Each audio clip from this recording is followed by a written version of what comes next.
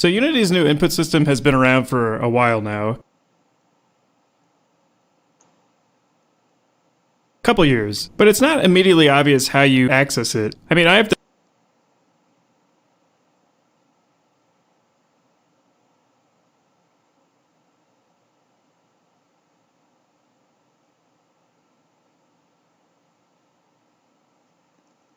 2020.3 version of Unity installed, and it's still not included in the default settings. So whether you're in vertical in the vertical is WS, well, you're out with the old, in with the new. The first thing we want to do to move over to the new input system is to get the package for it, because like I said before, it still doesn't come with Unity. So what we can do is on the top, we can go to Window, Package Manager. So depending on what version of Unity you're on, it might default your packages to in project if you expand this dropdown in the top left. You're on. It might default your packages to in project if you expand this dropdown in the top left, but the input system is found under Unity Registry. So we can go to Unity Registry and we can type in input, and you'll see the input system comes up. We just want to click this and hit install. And when it finishes installing, you'll probably get this warning telling you more or less that it's going to disable the old Unity input system, and it will set it up in the back end so you can use the new one, because you can only use one at a time. So here I'll say yes, and it'll restart quick. And when it launches back up, you'll see that it is now installed. This might vary from person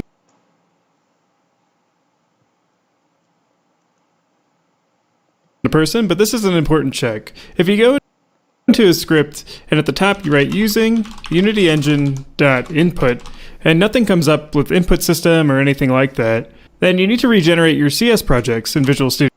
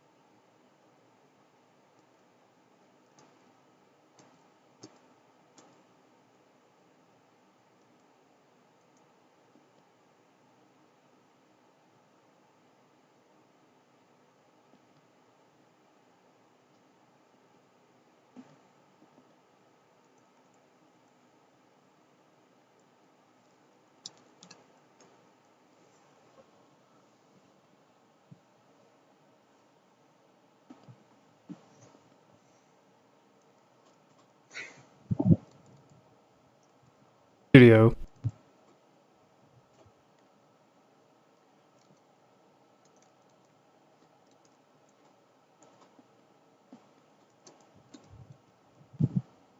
So in Unity, if you go up to Edit, Preferences, and then External Tools, you'll see this section Generate CS Proj Files for, and in my case you notice Registry Packages is unchecked, which is where we downloaded the input system from. So I need to make sure that it's checked, and I need to regenerate project files. Then I should be able to go back in my script and type using. Look at a few ways we can go about it. We could type in player input, and so we could go ahead and hit it's now in our folder. So we have action maps for a player and a UI, which could be like enemies or something like the things here. There's your W key, like your standard keyboard movements here. You can expand fire and you see right trigger, left button, primary touch, tap, etc. So you get a whole bunch of baked in common controls inputs for free, more or less, when you build this out. And I encourage you to take your time to look through this. But if you think that might be overkill for you, or it's a little overwhelming at first, you don't need to start with that. There's actually much simpler ways of doing this. So I'll go ahead and delete those. Let's focus on just converting this simple movement script into using the new input system. So with our using statement at the top of the script, we can go down here and say public input action and call it whatever you want, maybe player controls. And back in the editor, if we go to our player controller script, you now see player controls as a variable. And so if we hit this plus sign, there's a bunch of different things you can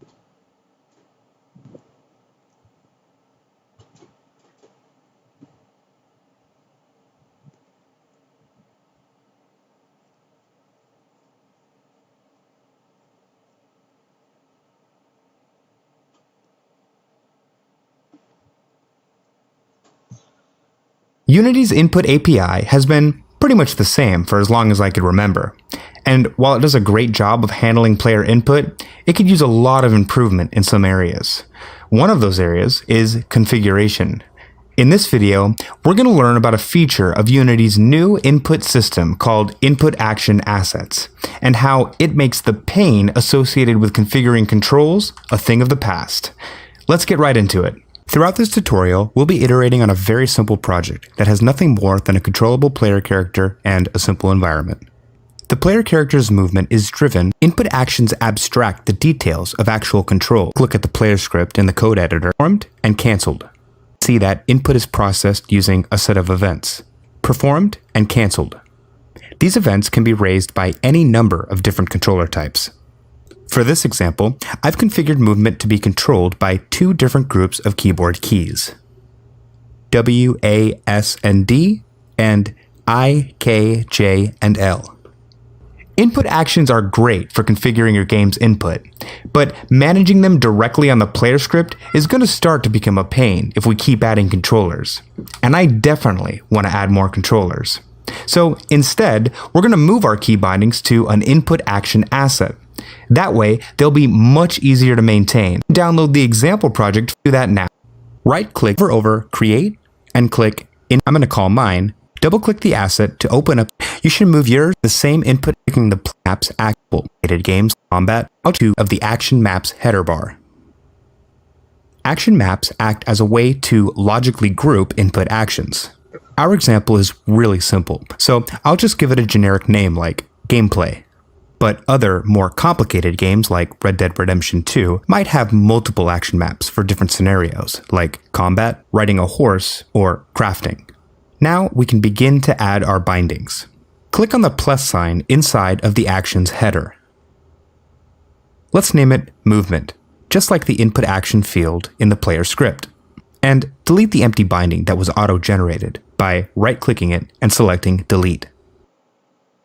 We need to use a composite for this input action, so click on the plus sign and select Create 2D Vector Composite. There. That should look familiar, right?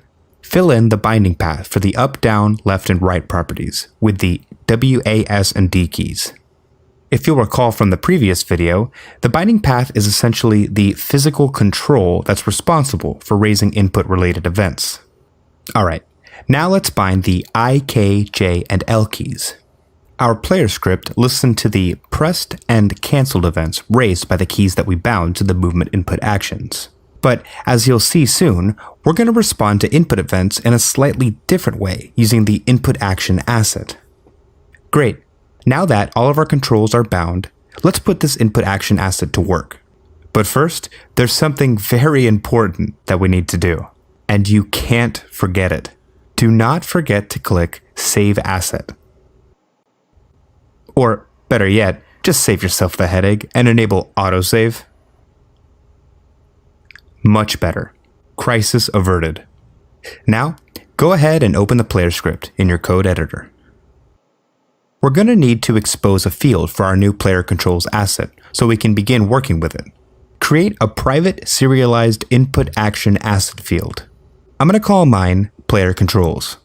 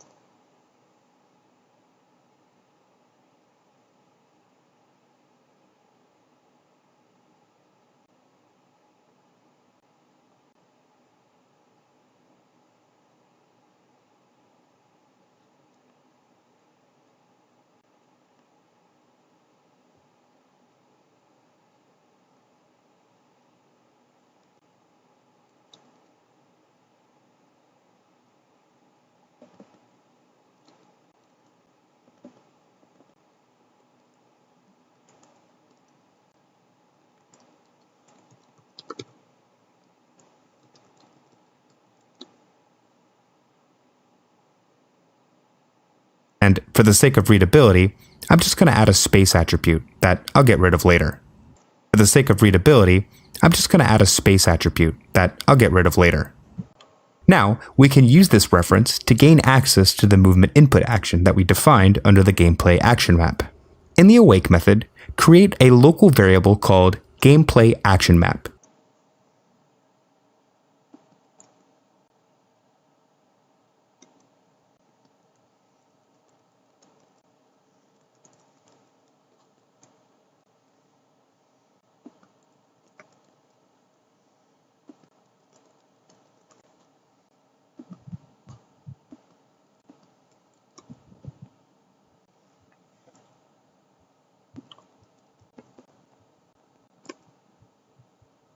And initialize it by calling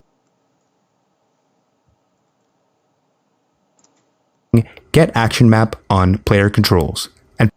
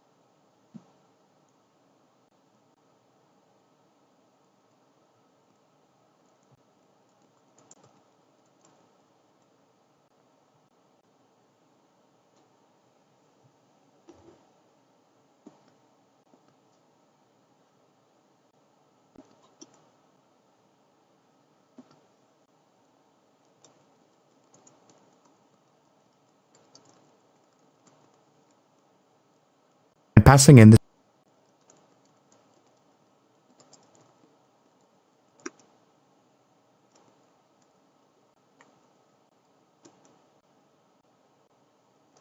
string gameplay.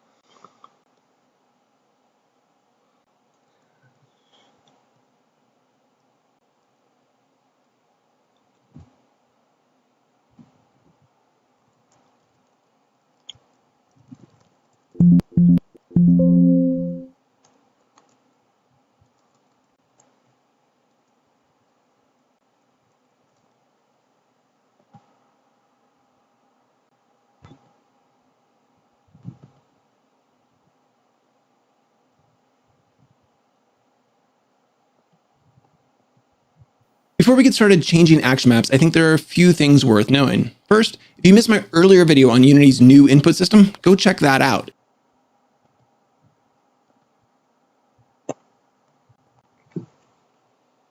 So, warning before we get started. If you're looking for a quick 5-minute explanation of Unity's new input system, this isn't going to be it. And frankly, you're not going to find one. The new input system is more complex than the old system, especially when it comes to simple things, like knowing whether a spacebar has been pressed and released. I'll be doing my best job to be concise and get folks up and running, but it will take some effort on your part. You're going to likely need to dive into the admittedly opaque Unity documentation if you have a special use case. It's just the way it is. Input is a complex topic, and Unity has put together a system that can nicely handle that complexity. So all right, the warning out of the way, you might be asking, well, if it's more complex, why would we use the new input system? So I've got 3 reasons to use the new system. There are 3 reasons that I've stolen, but they are good reasons to use the new input system. If you want players to be able to use multiple devices, or you are developing for multiple platforms, the new system makes it very, very easy to do so. Frankly, I was shocked how easily I could add a gamepad and easily switch back and forth between it and a keyboard. Reason number 2, it's event-based. When an action is started, completed, or canceled, an event can be called. Now, while you still need to pull values every frame for things like camera motion or player motion, button presses for other bits such as jumping or shooting no longer need to clog an update function. Now, while this adds some perceived complexity, especially if you don't feel comfortable with events, it is an awesome feature. Complexity, especially if you need to clog an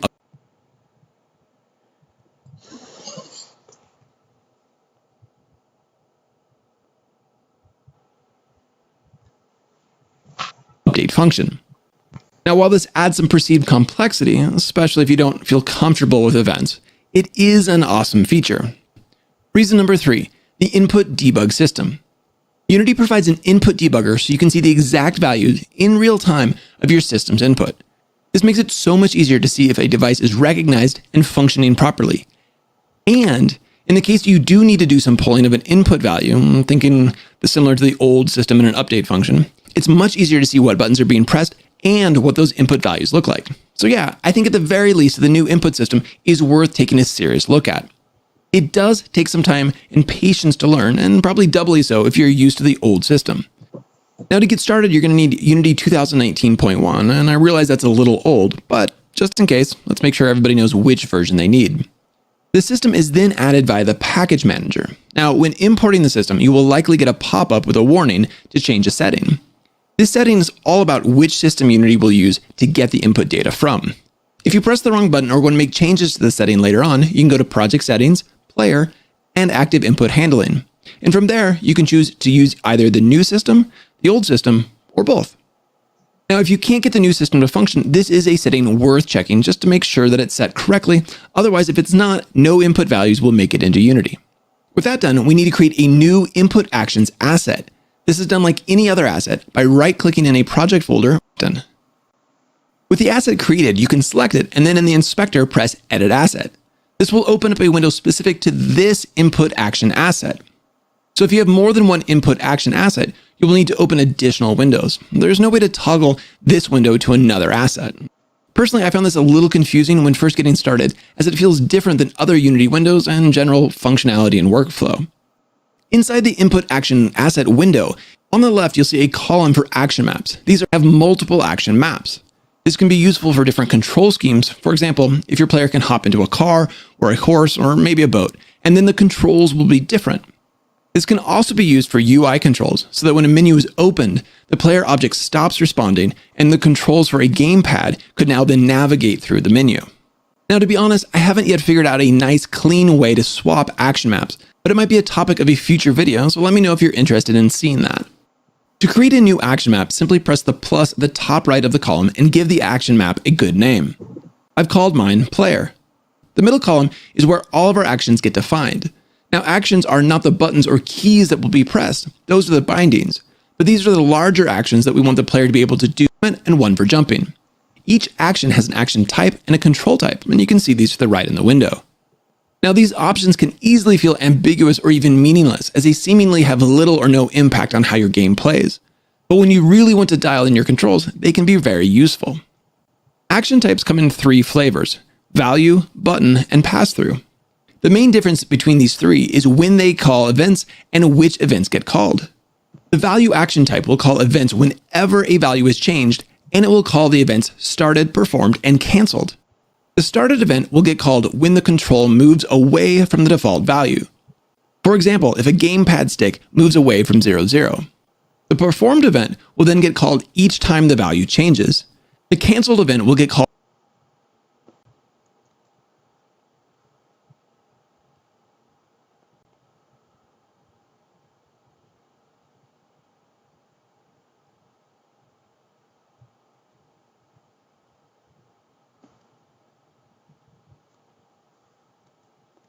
when the control moves back to the default value, i.e. the gamepad stick going back to 0, 0. Now, it may seem like this is a good choice for movement. However, the events are only called when the values change, so it won't get called if a player holds down the W key or keeps the gamepad stick in the same position. Now, that's not to say this isn't useful, but there are potentially other problems that need to be solved for creating player motion if this action type is used. The second action type is the button action type, which will call events based on the state of the button and the interaction assigned to the action itself. These interactions define when the performed and canceled events are called. In the end, the button action type is what you want when events should be called when a button is pressed, released, or held. Now, in my experience, this has covered the majority of my use cases and is what I'll be using throughout this tutorial. The last action type is the pass-through action type, and it's very similar to the value action type.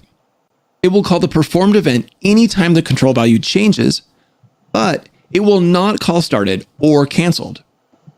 The pass-through action also does not do what Unity calls disambiguation, meaning that if 2 controls are assigned, Unity won't be smart and try to figure out which one to use. If this sounds like something you might need to know about, check out the Unity documentation. Now, if your head is starting to spin and you're getting lost in the details, that's really fair. This system is far more powerful than the old system, but as a trade-off, there are way more bits and pieces to it. With that said, I'm not going to go too deep into the weeds on interactions, but this is where we can refine or define the behavior a bit more. This is where we can control when the events get invoked. We have options to hold, press, tap, slow tap, and multi-tap. All of these interactions were possible with the old system, but in some cases, they were a bit challenging to realize. Now, for the most part, I found that interactions are fairly self-explanatory with some potentially confusing nuance between tap and slow tap. The documentation, while a bit long, does a great job of clarifying some of that nuance. So let's move on down to processors, which is our next option. Sometimes you're going to want to make adjustments to the input values, such as scaling or normalizing vectors. And essentially, processors, what they're doing for you is doing some math with the input values before events are called and those values are sent out. They aren't terribly complex, but they are going to be very use case specific. Now that we have our actions set up, we need to add bindings. These are the actual inputs from the player. Think key presses or gamepad stick movements. I'm going to create bindings for both the keyboard and a gamepad for all the controls. This is a small amount of extra work, but once we get to the code, the inputs will be handled the same, which is really, really powerful. The first binding will be for the keyboard to use the WASD keys for movement. We need to add a 2D vector composite to do this. And we'll find this option by right-clicking on the movement action. This will then automatically add in 4 new bindings for the 4 directions. It's worth noting that composite bindings essentially allow us to combine multiple inputs to mimic a different input device. For example, the WASD keys are acting the same as a gamepad stick. You may notice that there is a mode option as well, but for our use case, either digital option will work just fine. Notice also that the interactions and processors can be assigned to individual bindings, allowing for more customization. These interactions and processors work the same for bindings as for actions. With the WASD binding created, we then need to assign keys or the input path. We can do this by clicking on what looks like a drop-down next to path. If this drop-down is not present, click the T button, which toggles between the drop-down and typing. You can then select the correct key from the list, or press the listen button and then press the button you are wanting for the binding. And this really couldn't be much easier. The second binding that we're going to create will be for the gamepad. To do this, you can simply click on the plus for the movement action and choose Add Binding. Selecting this binding, you will see options to the right. Once again, you can use the listen option and move the gamepad stick, but it only allows for one direction of the stick at a time. Now maybe there's a way around this, but I haven't found it. So select any direction with the stick and it will edit the path manually to take in all values from the stick. Once you have a path, click the T button to manually edit the path. From there, we'll remove the direction-specific part of the path, and in my case, this is going to look like gamepad/left stick. With this done, you can click the T button again, and the path should be just the left stick. With the movement bindings done, I'll repeat the process of adding bindings for the jump action. Adding in a binding for the spacebar and the south button on the gamepad.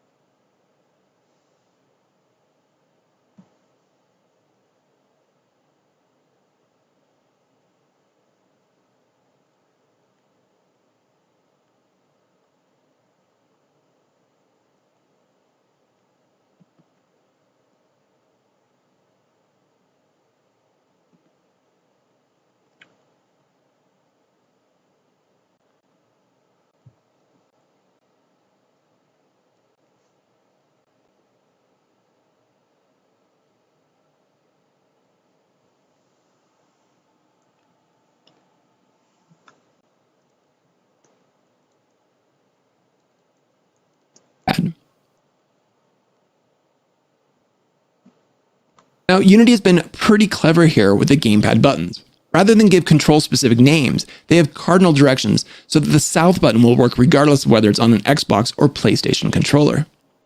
With that done, we now have the basic actions and bindings implemented, and we're almost ready to get into the code, but first, we need to make sure the asset is saved. At the top right, there's a Save Asset button, and this has caught me out more than a few times. Make sure you press it to save the changes. There's also an autosave feature, which is great until you generate C# code, which we'll talk about here in a minute. Also an autosave feature, which is great until you generate C# code, which we'll talk about here in a minute. In that case, the autosave tends to make the interface laggy and a bit harder to use. Now, before we dig into our own C# code, it's worth noting that there is a default player controller that comes with the input system. Now, it has its place, but in my opinion, if you've come this far, it's worth digging deeper and learning how to use the input system with your own code. It's also important to know that the input system can communicate by broadcasting messages, drag and drop Unity events, or my preferred method, and the way we're going to do it in this video, is C# events. If you aren't familiar with events, check out my earlier tutorial. They're not an easy thing to wrap your head around at first, but they are hugely powerful, and frankly, they are the core of implementing this new input system. To get access to the C# events, we first need to generate a C# class for the actions we just created. And thankfully, Unity will do that work for us. In the project folders, select the input action asset that we created at the beginning. Then in the inspector, you should see a toggle labeled Generate C# Class. Toggle this on and press Apply. This should create a new C# script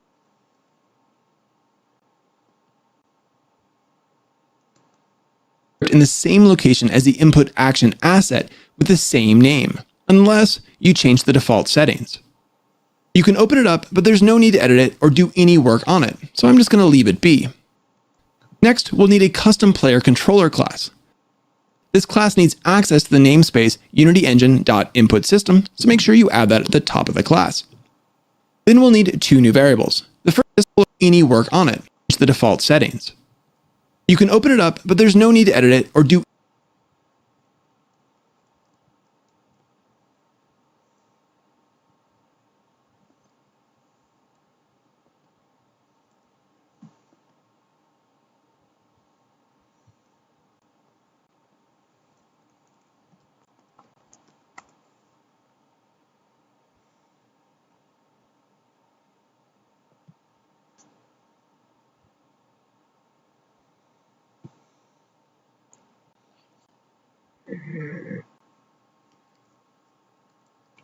any work on it, so I'm just going to leave it be.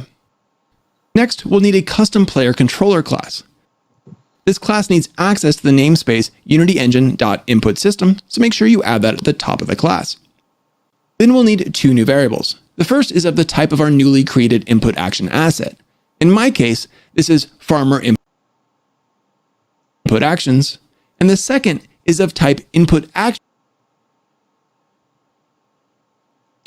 which will hold a reference to our movement input action.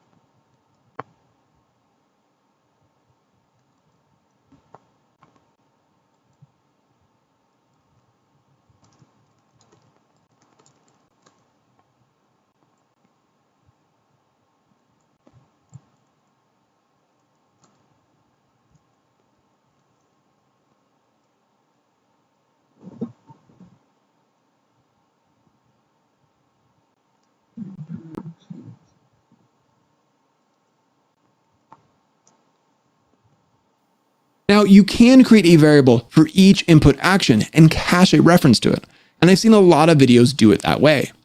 I've chosen not to do that for most of the input actions to keep the code compact for the purposes of this tutorial, but it's really up to you. Also, for most event-triggered actions, you don't need a reference to the input action outside of the the code videos do it that way for each input action and cache a reference to it, and I've seen a lot of videos do it that way. I've chosen not to do that for most of the input actions to keep the code compact for the purposes of this tutorial, but it's really up to you. Also, for most event-triggered actions, you don't need a reference to the input action outside of the onEnable and onDisable functions, which for me lessens the need for a cached reference. Before we start working on the input actions and events, we need to create a new instance of the input action asset. I've chosen to do this in the awake function. Now, the fact that this player class will have its own instance of the input action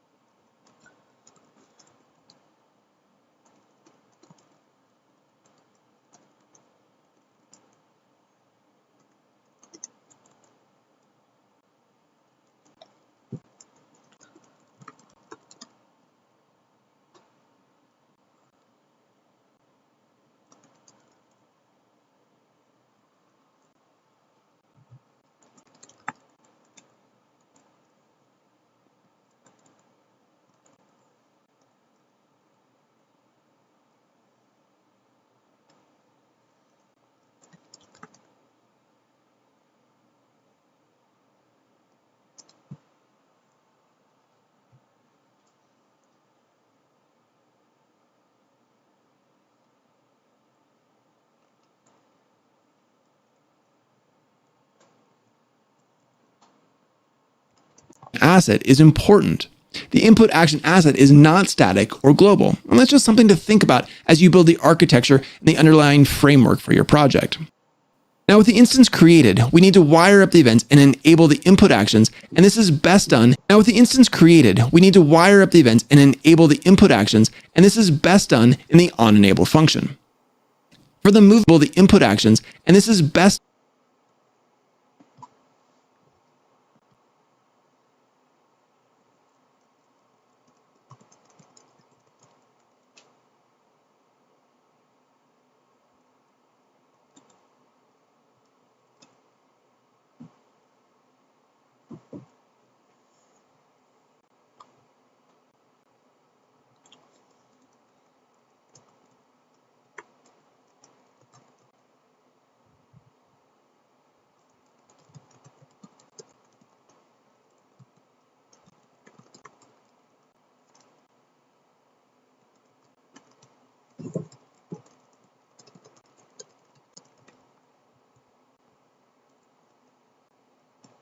done in the onEnable function.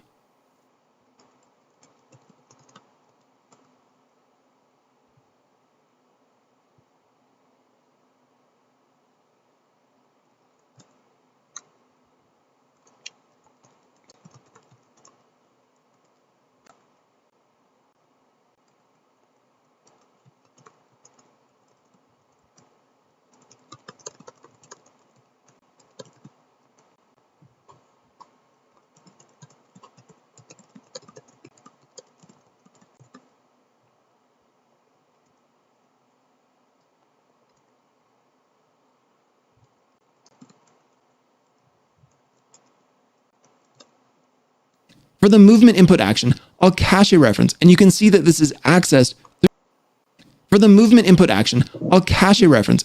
that this is accessed through the instance of the input action asset, then through the player action map, and finally, we get to the movement action.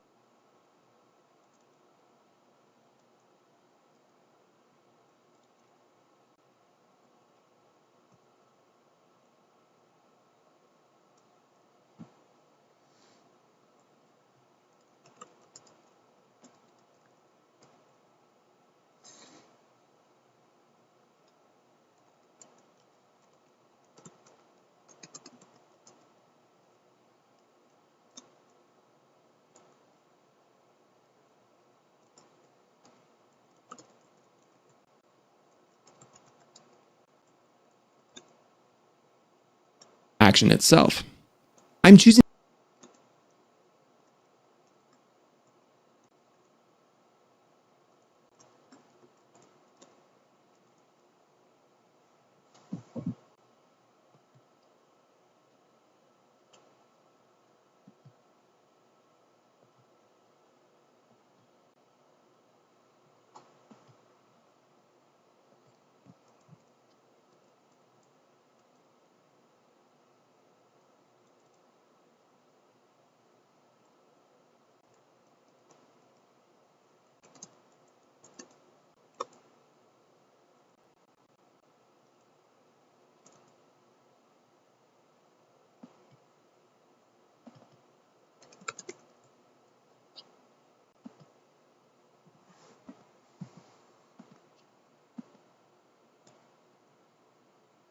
to cache this reference because we'll need access to it in the fixed update function.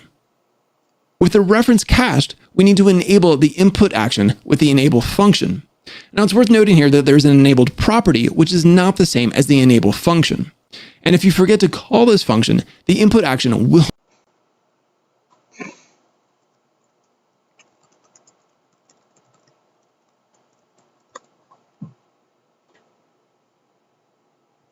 not work. And like a few other things, this has caught me out more than a few times.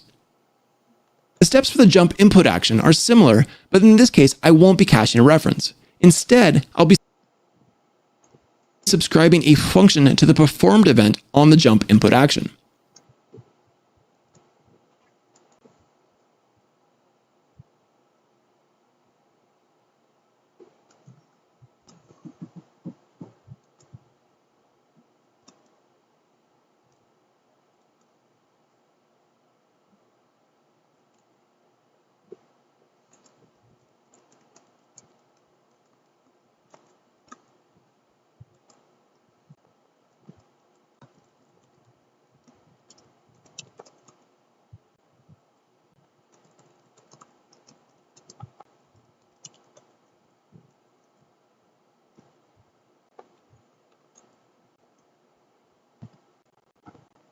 The subscribed function will get called each time the jump key or button is pressed.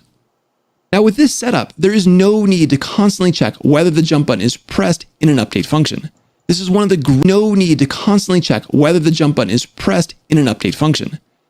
great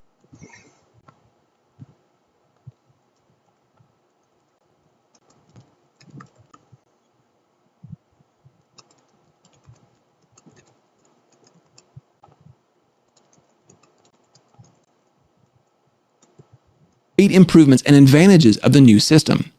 We get cleaner code, albeit with a cost of a little more complexity.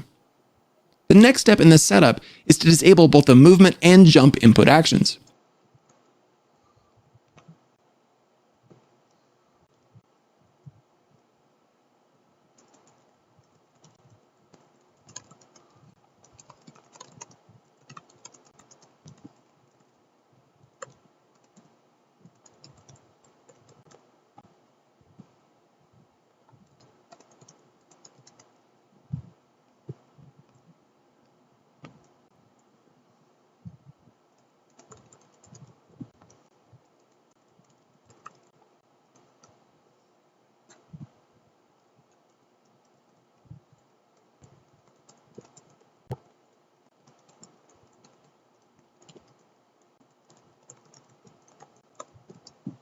This should be done on the onDisable function.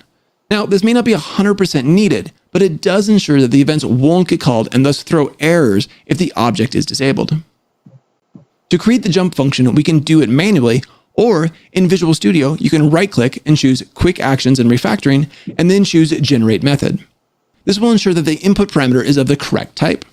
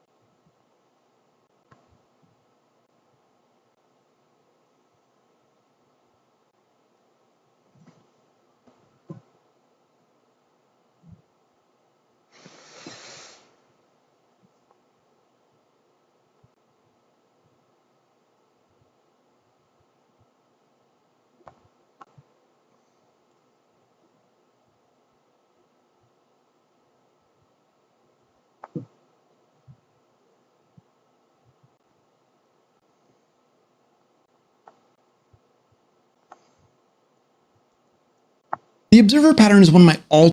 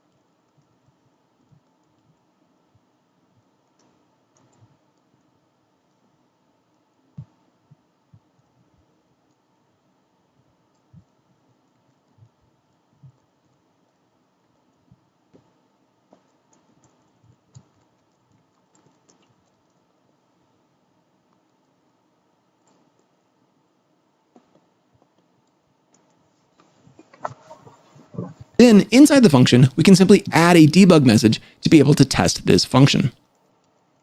The final step for testing is to read the movement values in the fixed update function. And I'm using the fixed update function because I'll use the physics engine to move and control the player object. And to read the values, we simply call read value on the movement input action using the fixed update.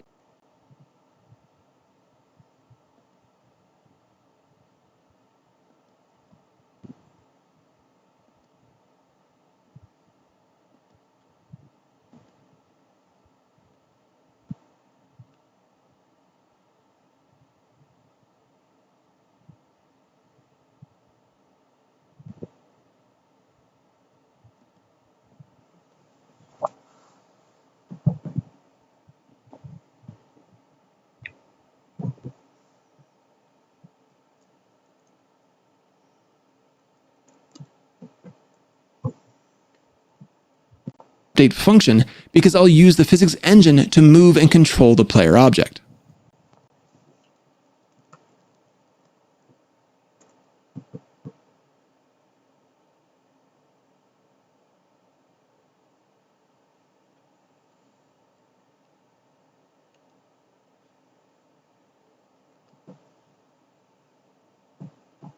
I made an experiment in Unity to help to understand what's the difference between update and fixed update methods. In the corner, I leave you a link to an article on my website where you can download this Unity package ready to test. Let's make a brief introduction of the update and fixed update methods. These are functions that are defined in the monoBehavior class. In our case, when we create a new script in Unity, we see the word monoBehavior in the definition. This means that this script is extending its behavior found in that class, such as the start app scripting API, where you will find all the functions and parameters. That function is executed at the start of before the first frame is shown. The update function is called before every frame. If our game runs, for example, at 60 frames per second, and is executed in regular time steps, by default 20 milliseconds.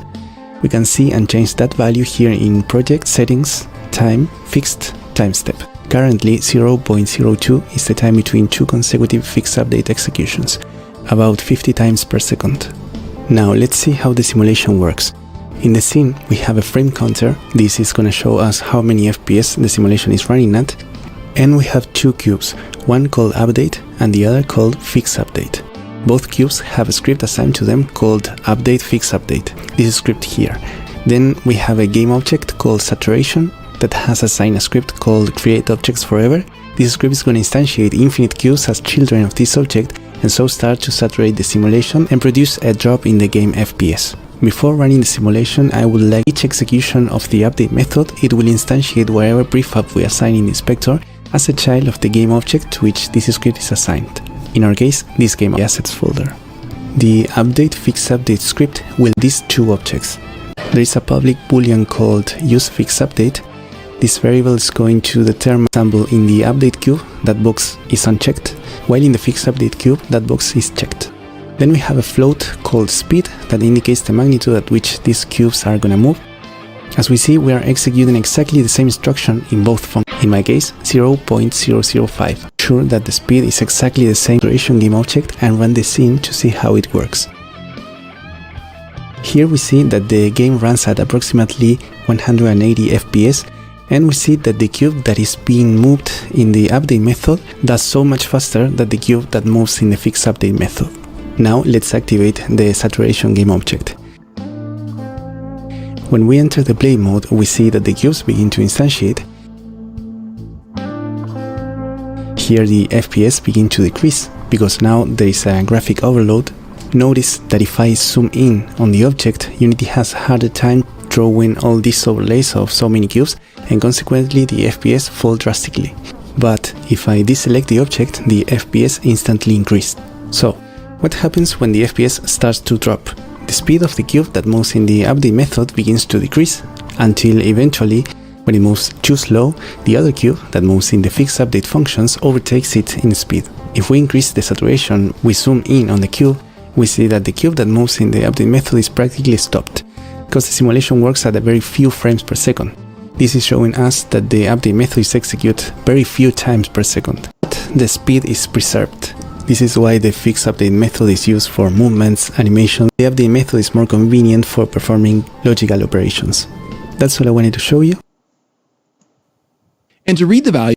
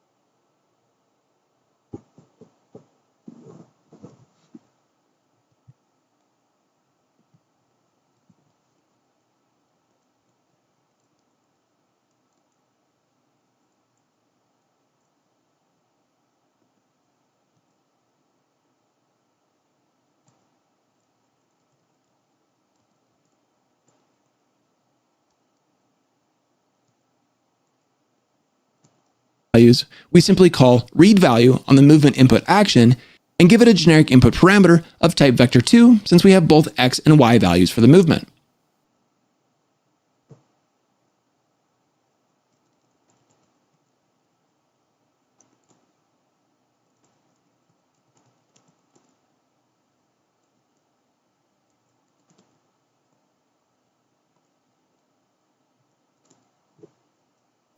At this point, we can test our solution to make sure everything is wired up correctly. To do this,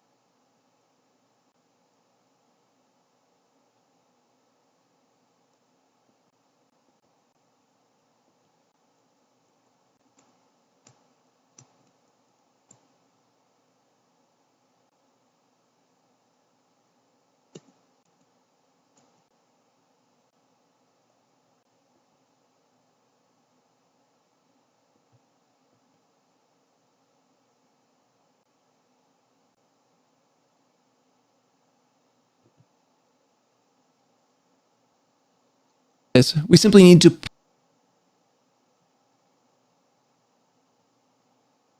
put our new player controller class on a game object and go into play mode. Then pressing the WASD keys or moving the gamepad stick should show values in the console, while pressing the spacebar or the south button on the gamepad should display our jump message. All right, so if you're thinking that was a lot of work to display some debug messages, well, you're right, it was. But we have a system that works for both a keyboard and a gamepad, and the code is really quite simple and clean. While the old system was quick to use the keyboard or mouse, adding a gamepad was a huge pain. Not to mention, we would need to code both inputs individually. With the new system, the work is mostly at the front end, creating and admittedly understanding the input action asset, while leaving the implementation and the code to be much, much simpler. And in my opinion, this is a worthy trade-off. Now, in the intro, that project had a lot more functionality than we've talked about in this video, but all of that functionality is based on what we've talked about here in this video. If you want to see more on Unity's new input system, leave me a comment down below, and maybe more specifically, tell me some component or some aspect of the new input system you'd like to see demonstrated or figured out in a future video. So until next time, happy game designing.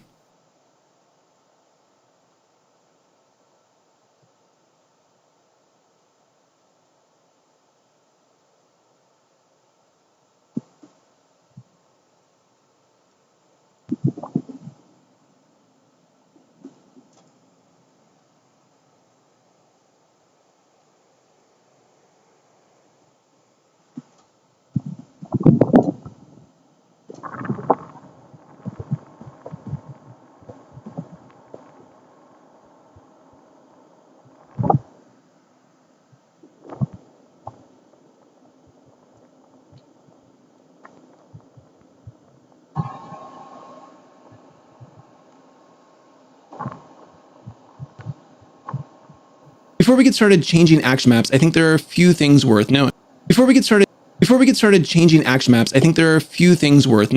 First, if you missed my earlier video on Unity's new input system, go check that out.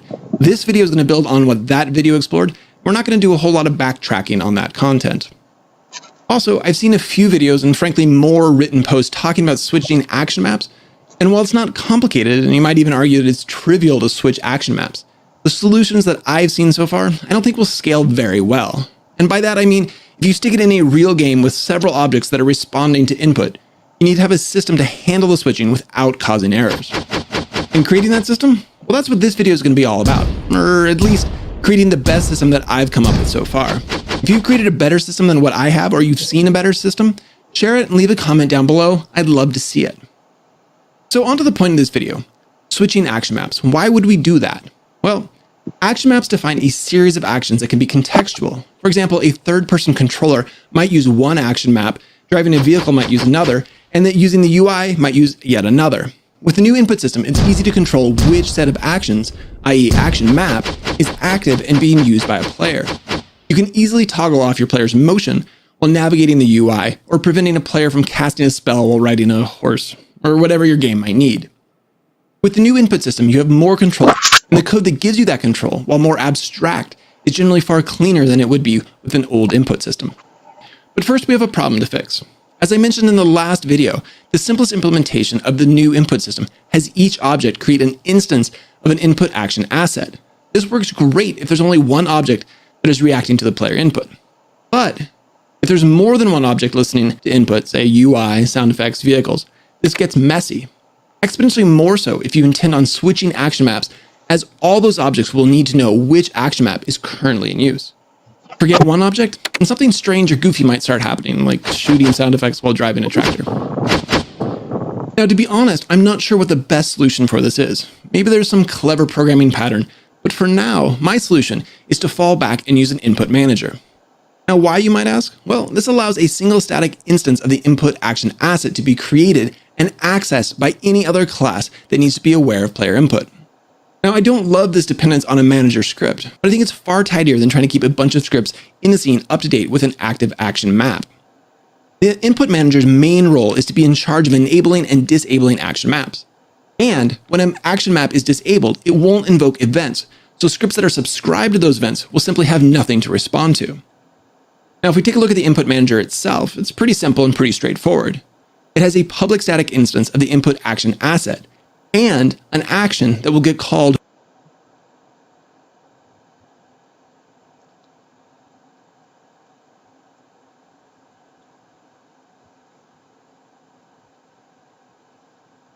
when the action map is changed. The real magic happens in the toggle action map function. This function is public and static and will be called by scripts that need to toggle the action map. Inside this function, we first check to see if the requested action map is already enabled. If it is, we don't need to do anything. However, if it's not active, we toggle off all action maps by calling it disable on the input action asset itself. This has the same effect as calling disable on each and every action in the action map, which is a pretty handy shortcut. Next, we invoke the action map changed event. This allows things like the UI to be aware of changes and give the player a visual indication of the change. This could also be used to toggle cameras or sound effects depending on the action map activated. Now, of course, this step is optional, but I think will generally prove to be pretty useful in most games. The last step is to enable the desired action map.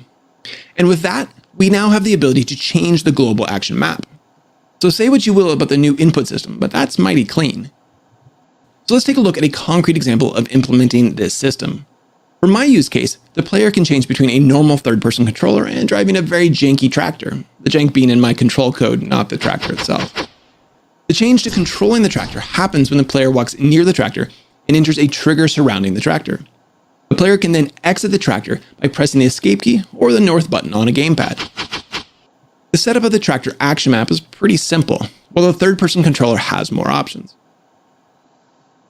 In the tractor controller class, there are a handful of movement-related variables. The most important is the input action variable that will hold a reference to the movement action that is on the tractor action. We get a reference to this input action in the onEnable function by referencing the static instance of the input action asset in the input manager class, then going through the tractor action map, and lastly to the movement action itself. Also in the onEnable, we subscribe the exit tractor function to the exit action. This will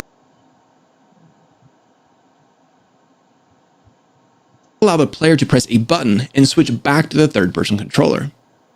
Then, in the onDisable function, we unsubscribe to prevent any redundancy of calls or errors in the case of the object being turned off.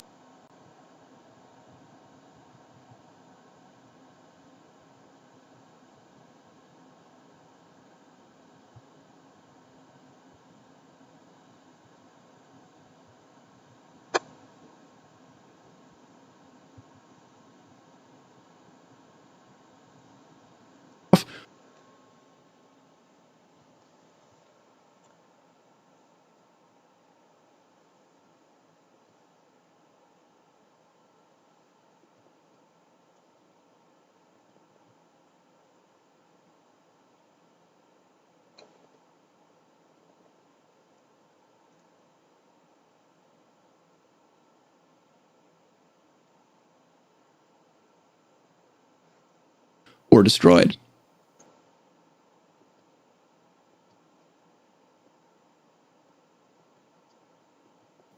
Inside the exit tractor function, we call the public static function toggle action map on the input manager to change the active map to the player action map. Likewise, in the onTrigger enter function, the toggle action map function is called to activate the tractor action map. All in all, the implementation of this is actually pretty simple. And of course, the exact implementation of how and when action maps are changed depends on your game. But the basic structure is easy to use and I think easily adaptable to most games. Now, before we finish up, I have a few final thoughts on changing action maps. Now, with the system that I presented, I don't love that any class in the game can switch the active action map. But honestly, I'm not sure how to get around that in a clean and tidy way. The input manager could easily have some filters in the toggle action map function, but that will absolutely depend on the implementation and the needs of your game. You might also be able to come up with some wrapper class that wraps the input action asset and only gives access to the features, which I would imagine is likely just the events, that you want to have widely available. You could also potentially skip the input manager and create some sort of abstract input receiver class that all objects that react to input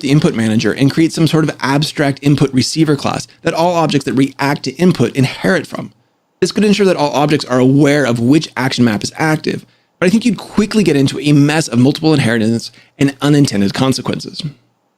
Also, with the system that I've presented, I think it's worth noting that this approach doesn't directly work for having multiple players, since there is only one instance of the input action asset, and each player would require a separate instance. So there would need to be some additional cleverness and such. But that I'll save for another tutorial. Maybe. Until next. Before we get started,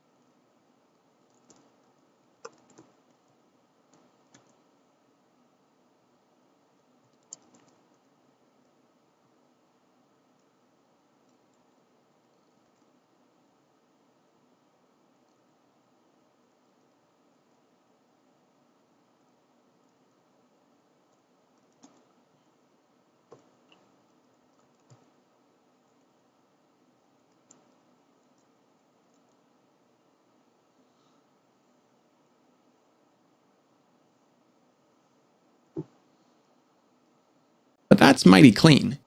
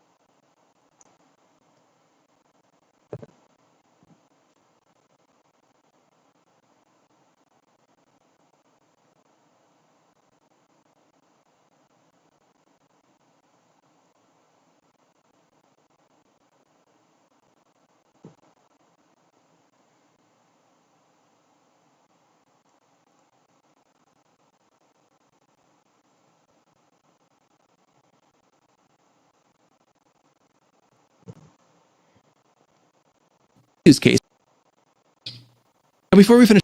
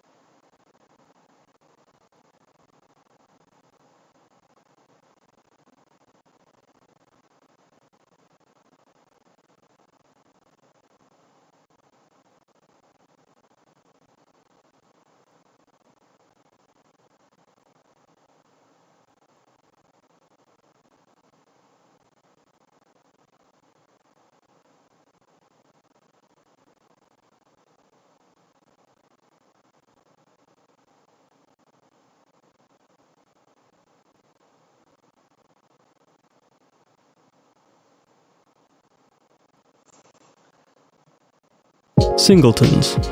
Useful? Singletons. Useful? Convenient?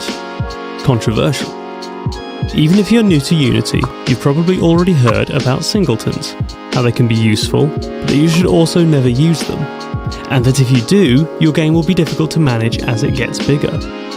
While there are good arguments for not using singletons, they can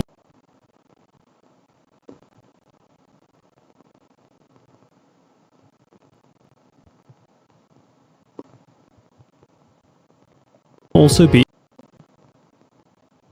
extremely useful for connecting scripts together, especially as a beginner. So what's the real deal with singletons? Are they helpful or are they harmful?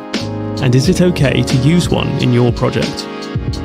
In this video, you'll learn how singletons in Unity work, what they're good for, and the risks of using them the wrong way, so that you can decide for yourself if they're right for your project.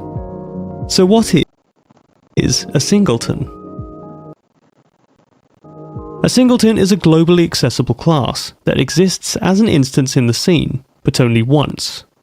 The idea is that any other script can access a singleton using a static reference to an instance of that type.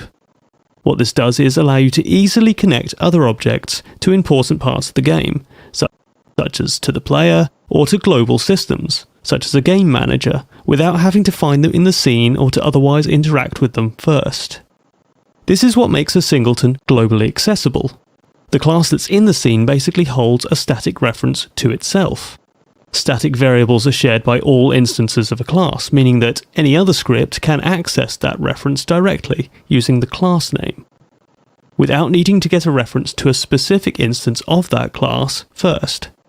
Because any script can access it, it's usually a good idea to protect the reference with a private set property, meaning that it can only be set from inside the class it's declared in. Then, the singleton can set itself as the static reference, creating a local class that exists and works in the scene, but that can easily be accessed by other scripts. However, while the reference to the singleton is static, meaning that all versions of it will hold the same data, the class is not, meaning that it's possible for multiple instances of a singleton to exist. Which is why it's important to make sure that there is only ever one instance of a singleton in your scene, by checking to see if the current static reference, if there is one, matches the instance that's checking it. If it doesn't, the script knows it's a duplicate, and it can delete itself. These are the two basic requirements of a singleton: a globally accessible class, but with only one instance.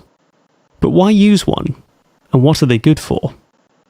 The point of a singleton is to create a global reference to a local script, to give everything in the game easy access to something that needs to exist in the scene, such as the player or a game manager, for example, which can be very convenient.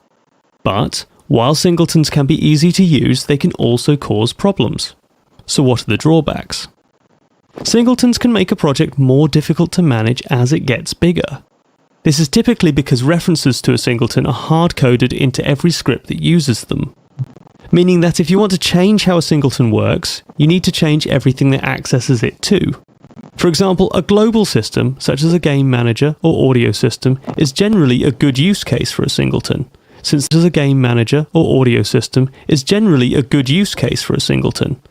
would typically only ever be one of them, and many different scripts will likely need to access it. However, while an audio manager singleton could make it easy for any other script to play a sound effect, if you later decide that you want to change how sounds are triggered, such as by scaling the volume of the audio or by changing the pitch, generally anything that might mean you need to update how the function is called, you'll need to go back and change every script that accesses the singleton too. This isn't necessarily a problem that's unique to singletons, however it is one of their common drawbacks. Generally, a singleton can be extremely useful at first, but can sometimes be difficult to change later, something that's especially true when using a player singleton. Player singletons can be used to expose data about the player object to other scripts in the game, such as their position or their health, which makes sense. After all, just about every other object in the game is probably going to respond to the actions of the player in some way, so making it easy for any script to do that seems like a good idea. At first. Because singletons are based on static variables, the general rule of thumb for statics applies to singletons as well, which is that you should only really make something static if there's only going to be one instance of it in your game. Again, this is because singleton references are direct, they're hard-coded into the scripts that use them, meaning that it's not typically possible to swap out a singleton for another of the same type. For example, let's say that you use a singleton to connect a health bar to your player's health value. This will work, and it'll be convenient.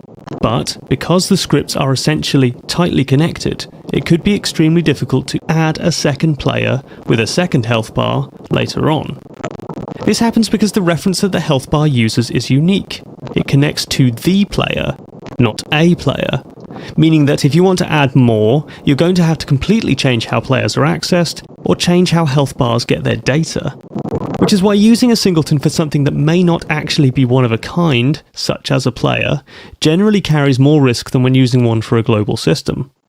However, in both cases, thinking about what you might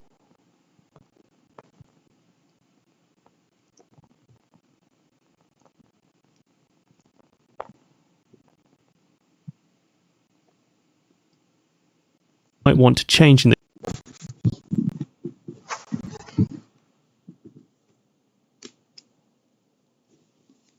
future can help to avoid a lot of the problems that can sometimes be caused by using singletons now. So, is it okay to use singletons in your project? Singletons don't really cause problems on their own. Instead, problems tend to occur when a singleton is used for something that it probably shouldn't be, just because it's convenient. And while there's no one right way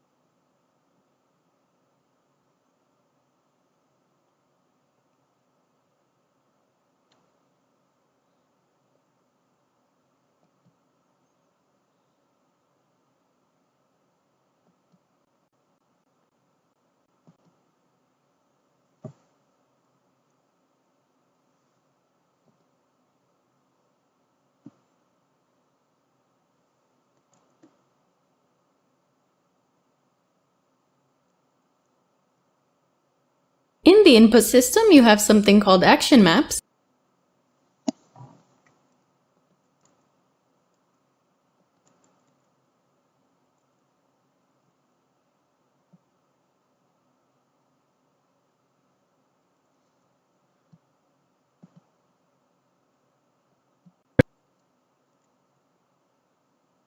I have a few final thoughts on tractor controller class. There are a handful of movement related. Can then happens when the jank being in my optional, but I think will generally prove to be pretty useful in most games. The last step is to enable the design cameras or well, now allows a single static solution for this is. Maybe there's some clever programming pattern, but for now, my solution is to fall back and use an input manager. Now, why, you might ask? Well, this allows a single static instance of the input action asset to be created and act.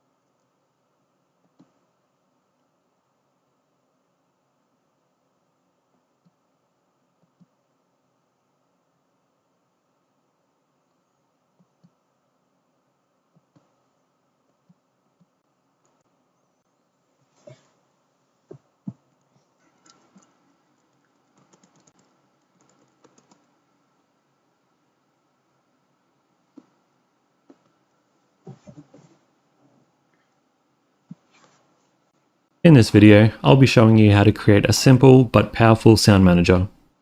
It will allow you to easily trigger audio from anywhere in your game. It's simple to create and easy to use. Let's get started. Effects spawn.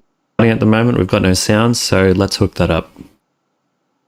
First, we'll start by removing these two functions and creating a sound manager. Open it up. We'll start by removing these two functions and creating a singleton out of our sound manager.